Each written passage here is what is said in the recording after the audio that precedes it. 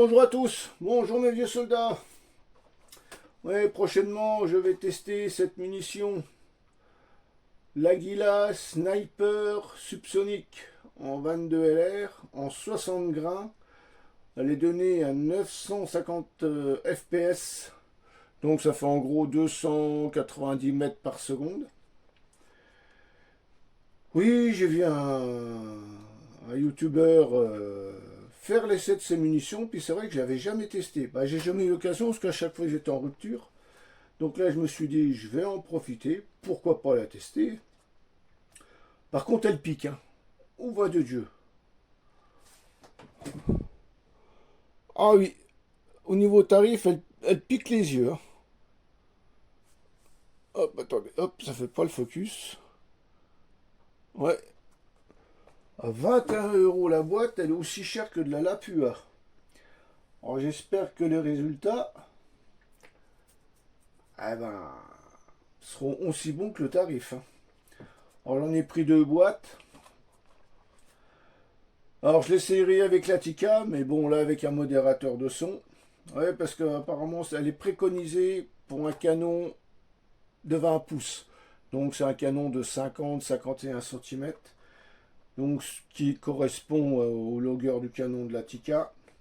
Et après je ferai un essai avec la Bergera, mais bon comme c'est un canon qui est un petit peu plus court, la Bergera, on verra bien ce que ça donne.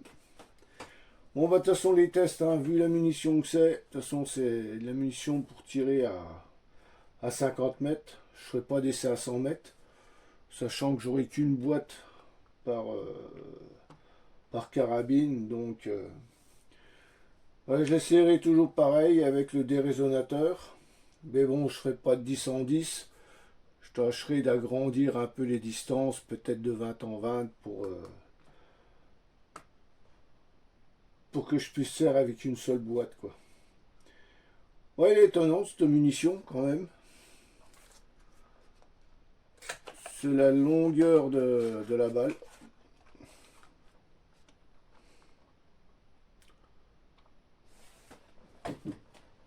Voilà. Elle a on dirait l'étui d'une bosquette. Tout le reste, bah, c'est du plomb. Voilà. Alors elle est en 60 grains. Habituellement, les 22 sont en 40 grains.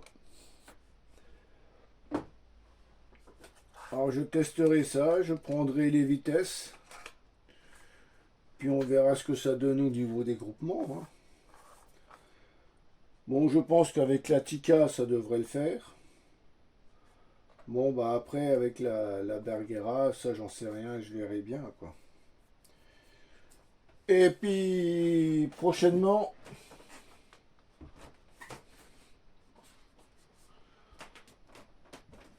je ferai aussi le petit déballage de ces lunettes qu'on m'a gracieusement envoyé le dernier coup.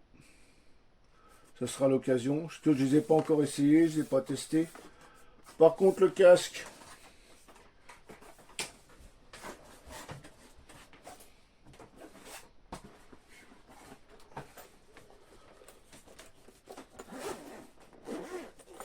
voilà, c'est toujours de l'improvisation, moi. Bah, le casque, il est toujours là. Franchement, il fait très très bien le taf. J'étais à côté des tireurs avec des gros calibres, comme du calibre 12, tout ça. Pas besoin de mettre de bouchon d'oreille.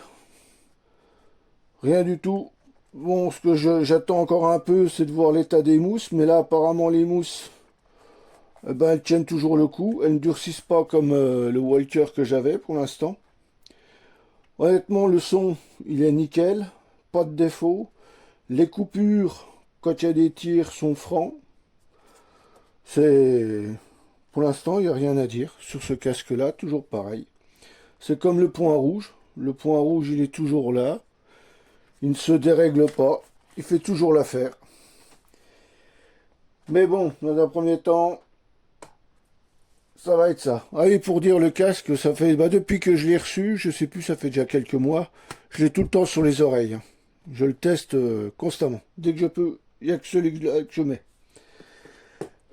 Enfin voilà, donc il n'y aura plus qu'à faire les essais de cette munition. Mais bon, elle fait cher quand même, hein. Oh la vache. Alors pour ça, pour 2 boîtes, on a quasiment une boîte de 500 de MacTech, quoi.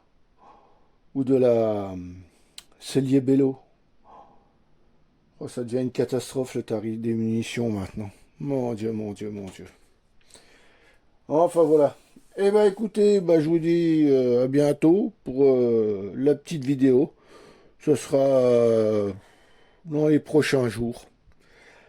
Allez, sur ceci, prenez bien soin de vous. Et puis je vous dis à tout vite. Allez, bye bye à vous tous.